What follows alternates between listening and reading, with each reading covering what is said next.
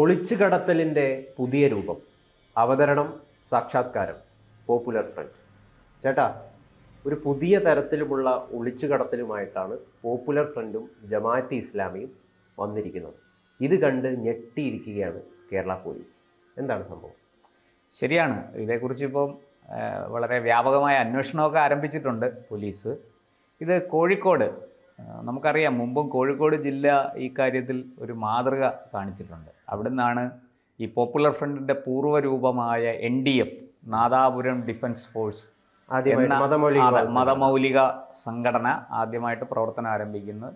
ശരിക്കും അവരല്ല ആദ്യത്തെ മതമൗലിക സംഘടന. ആദ്യത്തെ മതമൗലികവാദം ഉന്നയിച്ചത് തെക്കൻ കേരളത്തിലെ കരുനാഗപ്പള്ളി, കൊല്ലം ജില്ലയിലെ കരുനാഗപ്പള്ളിയിൽ നിന്ന് അബ്ദുൽ നാസർ മദനിയാണ്. അദ്ദേഹം ഒരു സംഘടനയ്ക്ക് രൂപം കൊടുത്തിരുന്നു, ISS, ഇസ്ലാമിക് സർവീസ് സൊസൈറ്റി എന്ന് പറഞ്ഞു. അവരാണ് ആദ്യമായിട്ടും കേരളത്തിൽ മതമൗലികവാദം കേരളത്തിൻ്റേതായ രീതിയിൽ തുടങ്ങിയത്. പിന്നീടാണ് ഈ നാദാപുരം ഡിഫൻസ് ഫോഴ്സ് എന്നറിയപ്പെടുന്ന NDF വരുന്നത്. എന്തായാലും ഇരിക്കട്ടെ. ഇതിപ്പോൾ കോഴിക്കോട് കക്കോടി, ബാലുശ്ശേരി തുടങ്ങിയ സ്ഥലങ്ങളിൽ നടക്കുന്ന ചില ഈ വ്യായാമ പരിപാടികൾ, അതാണ് അതിനെക്കുറിച്ചാണ് ഇപ്പോൾ ഇത് അന്വേഷിക്കുന്നത്. പോലീസ്, സ്പെഷ്യൽ ബ്രാഞ്ച്, രഹസ്യാന്വേഷണ വിഭാഗമൊക്കെ വളരെ കാര്യമായിട്ട് അന്വേഷിക്കുന്നുണ്ട്. അത് CPMൻ്റെ, ഇതിൻ്റെ രസം അവിടെയാണ്, CPMൻ്റെ ജില്ലാ സെക്രട്ടറി പി മോഹനാണ് ഈ കാര്യം ഉന്നയിച്ചത് പരസ്യമായിട്ട്. ഇത് പോപ്പുലർ ഫ്രണ്ടും ജമാഅത്ത് ഇസ്ലാമിയും കൂടെ മതരാഷ്ട്രവാദം ഉയർത്തിക്കൊണ്ട് ഇത്തരത്തിലുള്ള ആളെ കൂട്ടി വ്യായാമം നൽകാനെന്നുള്ള പേരിൽ കൂട്ടായ്മകൾ സംഘടിപ്പിച്ച്, വാട്സാപ്പ് ഗ്രൂപ്പുകളിലൂടെ കൂട്ടായ്മകൾ സംഘടിപ്പിച്ച് അവർക്ക് വ്യായാമ മുറകൾ പരിശീലിപ്പിക്കാനെന്നുള്ള പേരിൽ അവരെ കൂട്ടി അത്തരം പദ്ധതികൾ നടത്തി പതുക്കെ അത് ആയുധ പരിശീലനത്തിലേക്ക് മാറ്റുന്നു എന്നാണ് പി മോഹനന്റെ ആരോപണം. ഇതിനകത്ത് കുറച്ച് വാസ്തവമുണ്ട്. ഇതിൽ വാട്സാപ്പ് ഗ്രൂപ്പിന്റെ അഡ്മിന്മാരെന്ന് പറയുന്നത് നിരോധിക്കപ്പെട്ട പോപ്പുലർ സംഘടനയിൽ പ്രവർത്തകരാണ്. പ്രവർത്തകരും നേതാക്കളും ഭാരവാഹികളും ഒക്കെ ആയിരുന്ന ആൾക്കാരാണ് ഇതിൻ്റെയൊക്കെ അഡ്മിനായിട്ട് പ്രവർത്തിക്കുന്നത്. ഇത് മലപ്പുറം ജില്ലയിൽ നിന്നാണ് അത്ര ഇതിൻ്റെ തുടക്കം. ഈ കുറച്ച് ഇതിനെക്കുറിച്ച് കിട്ടിയ കുറച്ച് വിവരങ്ങളുണ്ട്. അതായത് ഇതൊരു, ഈ ഞാൻ പറഞ്ഞല്ലോ, ഒരു വ്യായാമ മുറയാണ് എന്ന് പറഞ്ഞു.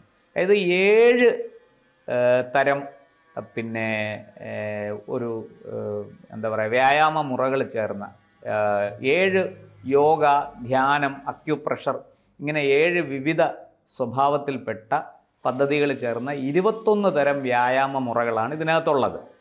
ഇത് പിന്നെ ഇത് വളരെ വേഗം ഇതിന് പ്രചാരം കിട്ടുന്നുണ്ട്. കാരണം ഇത് വളരെ ലളിതമാണ്. ഇതിൻ്റെ കാര്യങ്ങൾ പറയുന്നത് ഇങ്ങനെയാണ്. ഈ 7 വിഭാഗങ്ങളിലായിട്ട് 21 തരം വ്യായാമ മുറകളുണ്ട്. അത് പിന്നെ മലപ്പുറം ജില്ലയിലെ കൊണ്ടോട്ടി തുറയ്ക്കൽ സ്വദേശി ആയ വിമുക്ത ഭടനായ സലാഹുദ്ദീൻ എന്ന് പറയുന്ന ആളാണ്. അദ്ദേഹം പെരിങ്കടക്കാട്, ശരിക്കും പെരിങ്കടക്കാട് സലാഹുദ്ദീൻ എന്നാണ് അദ്ദേഹം അറിയപ്പെടുന്നത്. അദ്ദേഹമാണ് ഇത് 20 വർഷം മുമ്പ് ഇതിന് രൂപം നൽകിയത്. ഇദ്ദേഹം ഒരു വിമുക്ത ഭടനാണ്. 2010 അല്ല, 2004-ൽ. ഇപ്പോൾ 2024 അല്ലേ? 2004-ൽ ഇദ്ദേഹം മിലിറ്ററിയിൽ, സൈന്യത്തിൽ സേവനം അനുഷ്ഠിക്കുന്ന സമയത്ത് അദ്ദേഹം രൂപം നൽകിയതാണ്. അപ്പോൾ ഇത് അവിടെ വെച്ച് തന്നെ അദ്ദേഹം രൂപം നൽകി. ഇദ്ദേഹം സ്വയം പ്രാക്ടീസ് ചെയ്തിരുന്നു ഇത്. പിന്നെ എന്താ പറയണ്ടേ, വളരെ ലളിതമായ വ്യായാമ മുറകളായതുകൊണ്ട് ഇതെല്ലാവർക്കും സ്വീകാര്യമായിരുന്നു. ഇത് 2012 ജൂലൈ മാസത്തിൽ തുറക്കൽ, ഇദ്ദേഹത്തിൻ്റെ സ്ഥലമുണ്ടല്ലോ, ഈ നമ്മുടെ സലാഹുദ്ദീൻ്റെ, അവിടെ വെച്ചാണ് ഇത് പരസ്യമായിട്ട് ആദ്യം ഇദ്ദേഹം ഇത് എന്താ പറയണ്ട മറ്റുള്ളവരെ പഠിപ്പിക്കാൻ തുടങ്ങിയത്. അങ്ങനെ പഠിപ്പിച്ച് ഇതൊരു പതുക്കെ പ്രചാരം കിട്ടി, ഒരു ജനകീയമായി വന്നു. ഇത് മൾട്ടി എക്സസൈസ് കോമ്പിനേഷൻ എന്നാണ് ഇതിനെ പറയുന്നത്. അതുകൊണ്ട് ഇതിന് MEC 7, multi exercise combination, MEC. അപ്പോൾ അതിനെ MEC 7 എന്ന് ഉദ്ദേശിക്കുന്ന 7 വിഭാഗങ്ങൾ. ഇങ്ങനെ ഇതിന് പേരും കൊടുത്തിരിക്കുന്നത് അങ്ങനെയാണ്. ഇതിനകത്ത് എയറോബിക് ഉണ്ട്, ലളിത വ്യായാമമുണ്ട്, യോഗയുണ്ട്, ആഴത്തിലുള്ള നമ്മളെ ശ്വാസ നിയന്ത്രണം എടുക്കുന്ന പ്രാണായാമം പോലെയുള്ള കാര്യമുണ്ട്, പിന്നെ അക്യുപ്രഷറുണ്ട്, ധ്യാനമുണ്ട്, മസാജ്, ഫേസ് മസാജ്, ധ്യാനവും ഇതിനകത്തുണ്ട്. ഇങ്ങനെ 7 തരം. അത് നമ്മൾ വ്യായാമം ഇപ്പം ഹഠയോഗം പഠിക്കുന്നവർക്കും ധ്യാനം അതിനകത്ത് സ്വല്പം ഉണ്ട്. ഇങ്ങനെ പരിപൂർണമായിട്ട് ശരീരത്തിൻ്റെ വ്യായാമമൊക്കെ ആണെങ്കിലും അതിലും ധ്യാനം കടന്നു വരും. എനിക്ക് തോന്നുന്നത് ഇത് ഹിന്ദുക്കളെ ലക്ഷ്യമാണ്, ഹിന്ദുക്കളെ ഇതിലേക്ക് അല്ല, ഞാനതിൻ്റെ വിശദാംശം നമുക്ക് വരാം. ഇത് ഹിന്ദുക്കളെ ലക്ഷ്യമിട്ടാണ്, മുസ്ലിങ്ങളെ ലക്ഷ്യമിട്ടാണെന്നുള്ളതല്ല, ഇദ്ദേഹം ഇത് തുടങ്ങിയത് ഇങ്ങനെയാണ്. അപ്പോൾ ഇതിൽ 21 തരം വ്യായാമ മുറകളുണ്ടെന്ന് ആദ്യമേ പറഞ്ഞല്ലോ. അതാണ് ഒരു നിശ്ചിത കാലം കൊണ്ട് പരിശീലിപ്പിക്കുന്നത്.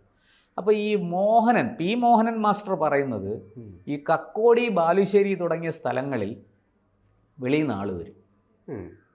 അവിടുത്തുകാരല്ലാത്ത ആൾക്കാർ വെളിയിൽ നിന്ന് ഈ സലാഹുദ്ദീൻ്റെ പരിശീലനം നേടിയ, നേരത്തെ പറഞ്ഞ ഈ വാട്സാപ്പ് ഗ്രൂപ്പുകളുടെ അഡ്മിന്മാർ നിയോഗിക്കുന്ന ആൾക്കാർ വരും ഇത് പരിശീലിപ്പിക്കാൻ. ഇത് വളരെ പെട്ടെന്ന് പരിശീലിപ്പിച്ച് തീരും. അങ്ങനെ ആൾക്കാർ കൂട്ടം കൂടി പരിശീലിക്കുന്നതിൻ്റെ വീഡിയോ അടക്കം പോലീസിന്, ഈ സ്പെഷ്യൽ ബ്രാഞ്ചിന് ഇവർ കൈമാറിയിട്ടുണ്ട്. ഈ എന്താ പറയണ്ടേ, വെളിയിൽ നിന്ന് വരുന്ന ആൾക്കാർ ഇവരെ ഒരു നിശ്ചിത കാലം, ഒരു ചെറിയ കാലയളവിൽ പരിശീലിപ്പിച്ചിട്ട് പോകുന്നു. എന്നിട്ട് ഈ കൂട്ടത്തിൽ നിന്ന് തന്നെ ഒരു മികച്ച ഒരാളിനെ കണ്ടെത്തി പിന്നെ അയാളുടെ നേതൃത്വത്തിലാണ് കൂടുതൽ പ്രവർത്തനം, കൂടുതൽ പരിശീലനം. പിന്നീട് ഇത് പതുക്കെ ആയുധ പരിശീലനത്തിലേക്ക് മാറുന്നു എന്നാണ് മോഹനൻ മാസ്റ്ററുടെ ആരോപണം.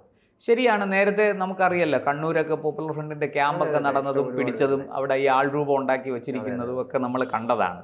എല്ലാവരും ലോകത്തെല്ലായിടത്തും കണ്ടതാണ്. ഇത് ഇസ്ലാമിക മതമൗലികവാദികൾ ആവിഷ്കരിച്ചിരിക്കുന്ന ഒരു പദ്ധതിയാണ്, അവർ അവതരിപ്പിക്കുന്ന പദ്ധതിയാണ്. മതരാഷ്ട്രവാദമാണ് അതിൻ്റെ ലക്ഷ്യം, അതിൻ്റെ അടിത്തറ. ഒരു മതരാഷ്ട്രം സ്ഥാപിക്കലാണ് അവരുടെ ലക്ഷ്യം എന്നൊക്കെയാണ് മോഹനൻ മാസ്റ്ററുടെ ആക്ഷേപവും ആരോപണവും. CPM-കാരനായിട്ടുള്ള മോഹനൻ മാസ്റ്റർ ഇത് നമ്മൾ ശ്രദ്ധിക്കേണ്ടത് അവിടെയാണ്. ഇത് ഒരു വലിയ നെറ്റ്വർക്ക് ഉണ്ടായി വരികയാണ്. ഇങ്ങനെ ഒരു നെറ്റ്വർക്ക് ഉണ്ടായി ആൾക്കാർ പതുക്കെ ഇതിലേക്ക് ആകൃഷ്ടരായി വരുന്നു. നമ്മളിപ്പോൾ പറയാറുണ്ടല്ലോ പല രൂപത്തിൽ ഈ നെറ്റ്വർക്ക് മാർക്കറ്റിംഗ് ഒക്കെ നമ്മൾ കേട്ടിട്ടുണ്ടല്ലോ. ഈ ചെയിൻ, അങ്ങനെ ഒരു ചെയിനായിട്ട് ഇത് വരികയാണ്. അത് പുറമേ നിന്ന് നോക്കുമ്പോൾ കുഴപ്പമൊന്നുമില്ല. അവർ വ്യായാമം ചെയ്യുന്നു, യോഗ ചെയ്യുന്നു, എല്ലാവർക്കും സ്വീകാര്യം. ഇതിന് ജാതിയില്ല, മതമില്ല, സ്ത്രീ പുരുഷ ഭേദമില്ല, കുട്ടികൾക്കും ചെയ്യാം, എല്ലാ പ്രായക്കാർക്കും ഇത് ചെയ്യാം, വലിയ വിഷയങ്ങളൊന്നുമില്ല. പക്ഷേ പതുക്കെ ഇത് കായിക പരിശീലനമായി, ആയുധ പരിശീലനമായി മാറുന്നു എന്നാണ് മോഹനൻ മാസ്റ്ററുടെ ആക്ഷേപം. ഇനി മോഹനൻ മാസ്റ്ററുടെ ആക്ഷേപത്തിൽ എന്തെങ്കിലും കഴമ്പുണ്ടോ? ഉണ്ടോ? എന്താ ഗൗതമിന് എന്ത് തോന്നുന്നു? കഴമ്പുണ്ടോ ഇല്ലയോ എന്ന് ചോദിച്ചു കഴിഞ്ഞാൽ അതിപ്പം പോലീസ് അന്വേഷിച്ച് വരികയാണ്. അവർ ഞെട്ടിയിരിക്കുകയാണെന്നാണ് നമുക്ക് കിട്ടുന്ന വിവരം. അപ്പം അതിന് ആത്യന്തികമായിട്ട് ഉത്തരം പറയേണ്ടത് പോലീസാണ്. എങ്കിലും CPM-ന്റെ ഒരു സെക്രട്ടറിയുടെ ഭാഗത്ത് നിന്ന് ഇങ്ങനെ ഒരു പരാമർശം, ജില്ലാ സെക്രട്ടറിയുടെ ഭാഗത്ത് നിന്ന് ഇങ്ങനെ ഒരു പരാമർശം വരിക എന്ന് പറയുന്നത് ഏവരെയും, അല്ലെങ്കിൽ എന്നെ അത്ഭുതപ്പെടുത്തുന്ന ഒരു കാര്യമാണ്. കാരണം നേരത്തെ ഈ രീതിയിൽ, വലിയ രീതിയിൽ ഇവർ ഇത്തരം രീതിയിലുള്ള പ്രതികരണം നടത്തിയിട്ടില്ല. ഇപ്പം പോപ്പുലർ ഫ്രണ്ടും ജമാഅത്ത് ഇസ്ലാമിയും കൂടെ ചേർന്നുകൊണ്ട് മതവാദം സ്ഥാപിക്കാൻ വേണ്ടി, അല്ലെങ്കിൽ ഒരു ഇസ്ലാമിസ്റ്റ് അജണ്ട ഈ യോഗയിലൂടെ പുറത്ത് കൊണ്ടുവരുന്നു എന്നൊക്കെയാണ് ഇദ്ദേഹം പറയുന്നത്. അപ്പം ഇതിന് പിന്നിൽ ഹിന്ദു വോട്ട് ബാങ്ക് വലിയ തകർന്നിരിക്കുകയാണല്ലോ. CPM അതെ, ആകെ തരിപ്പണമായിരിക്കുകയായിരുന്നത്. അതെ, പ്രത്യേകിച്ചും കണ്ണൂർ, കോഴിക്കോട്, മലബാർ മേഖലയിൽ പോലും CPM-ന് കാലാകാലങ്ങളായി ലഭിച്ചുകൊണ്ടിരുന്ന ഹിന്ദു വോട്ടുകൾ പോലും അവർക്ക് ഇല്ലാതായി പോയിക്കൊണ്ടിരിക്കുന്നു. അത് മൊത്തം BJP-യിലേക്ക് പോയിക്കൊണ്ടിരിക്കുകയാണ്. അപ്പൊ അതിനെ എങ്ങനെ ടാക്കിൾ ചെയ്യാം, അതിനെ എങ്ങനെ തങ്ങളുടെ പക്ഷത്തേക്ക് ആക്കി നിർത്താം എന്നതിന്റെ ഒരു ഗൂഢതന്ത്രമായിട്ട് നമുക്ക് വേണമെങ്കിൽ ഇതിനെ വ്യാഖ്യാനിക്കാം. അല്ല, അതിനും സാങ്കത്യമുണ്ട്, അതിനെ തള്ളിക്കളയാൻ പറ്റത്തില്ല. ഇതിപ്പം BJP സാധാരണ ഇത്തരം വിഷയങ്ങളൊക്കെ BJP ആണ്. ഇപ്പൊ അതൊക്കെ മാറിയിട്ട് CPM ആയി ഉന്നയിക്കുന്നു. ഇപ്പൊ എന്താ ഈ BJP നേരത്തെ ഉന്നയിച്ചത് മുഴുവൻ സത്യമാണെന്നാണ് ഇതിലൂടെ നമുക്ക് മനസ്സിലാകുന്നത്. പണ്ട് NDF വന്നപ്പോഴും ഇതുപോലെയായിരുന്നു. CPM-നെതിരെയാണ് അവർ ആദ്യത്തെ അരേക്കണ്ടി ബിനുവിനെയൊക്കെ കൊല്ലുന്നത് അവരാണല്ലോ, പോപ്പുലർ NDF ആണല്ലോ. പക്ഷെ അന്ന് CPM-നെതിരെ ഉണ്ടായി വന്ന ആ സാധനം മതമൗലികവാദ സംഘടനയാണെന്നും ഇത് വലിയ അപകടമാണെന്നും ആദ്യം പറഞ്ഞത് BJP ആണ്. അന്ന് CPM മിണ്ടിയില്ല. ഈ നാദാപുരത്ത് ഒരുപാട് കൊലപാതകങ്ങളൊക്കെ നടന്നിട്ടും CPM ഇവർക്കെതിരെ ഒന്നും പറഞ്ഞില്ല പരസ്യമായിട്ട്. പക്ഷെ അതൊരു മതമൗലികവാദ സംഘടനയാണെന്നും അത് രാജ്യത്തിന് അപകടം ഉണ്ടാക്കുമെന്നും ആദ്യം പറഞ്ഞത് BJP ആണ്. ഇന്നിപ്പോൾ അതേ BJP-യുടെ ശബ്ദവും നാവുമായി മാറിയിരിക്കുകയാണ് CPM. നമുക്ക് വാസ്തവത്തിൽ കാത്തിരുന്ന് കാണുക എന്താണ് ശരിക്കും. ഇദ്ദേഹം ഈ സംസാരിച്ചതിന്റെ വീഡിയോ വലിയ രീതിയിൽ ഇപ്പൊ പ്രചരിക്കുന്നുണ്ട് സോഷ്യൽ മാധ്യമത്തിലൂടെ. അത് നമുക്ക് കാണിക്കാൻ പറ്റുകയാണെങ്കിൽ ഈ വീഡിയോയിൽ തന്നെ നമുക്കത് ചേർക്കാം, നോക്കാം. എന്തായാലും ഈ സംഗതി CPM എന്തുദ്ദേശിച്ചാണ് ഇറങ്ങിയിരിക്കുന്നതെന്ന് വരും ദിവസങ്ങളിലേ വ്യക്തമാവുള്ളൂ.